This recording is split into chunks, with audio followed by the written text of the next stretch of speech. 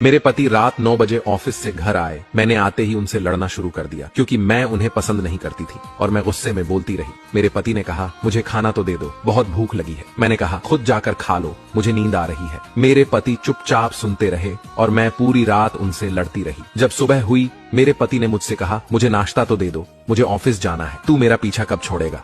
मैंने गुस्से में कहा, मैं तुझसे तंग आ गई हूँ, भगवान करे तो मर जाए। मेरे पति कुछ नहीं बोले और ऑफिस चले गए। मैं अपने बच्चों को स्कूल से लेकर वापस आ रही थी तो मेरे घर के सामने बहुत भीड़ लगी हुई थी। भीड़ को देखकर मैं चौंक गई और अपने घर के करीब पहुंची तो देखा कि मेरे पति की लाश घर के सामने पड़ी थी। मेरे ऊपर कयामत सी आ गई। मेरे हाथ पैर कांपने लगे। मेरे अंदर एक सन्नाटा सा छा गया। लोग आपस में बातें कर रहे थे कि कार से मनोज का एक्सीडेंट हुआ है। मैं जोर से चीखने लगी और चिल्लाने लगी कि मनोज उठ जाओ, मैं अब तुमसे कभी नहीं लड़ूंगी, तुम्हें कुछ नहीं कहूंगी, मुझे कुछ नहीं चाहिए, उठो मनोज, तुम्हें भूख लगी थी ना, चलो मैं खाना देती हूँ। मैं मनोज के हाथ पैर चूमने लगी, मुझे छोड़कर ना जाओ, उठ जाओ। लेकिन मनोज कैसे उठता, उसे तो मेरी बद्दुआ और मेरी नहुसत, मेरे करबे लहजे ने मार दिया था। मनोज के जाने के बाद मुझे दुनिया के रंग नजर आने लगे, मुझे रिश्ते बदलते दिखने लगे, मेरे सब अपने मुंह से मुंह मोड़ने लगे, दुनिया के लोग मुझे गंदी नजरों से देखने लगे। फिर कुछ दिनों में मुझे मेरा घर छीन लिया गया, जो हिस्सा मेरा बनता था मेरे ससुराल वाले ने मुझे दे दिया। मनोज के मरने के बाद मुझे एहसास हुआ कि पति जैसा भी हो, चाहे पसंद का हो या नापसंद का, लेकिन औरत के सर का ताज होता है।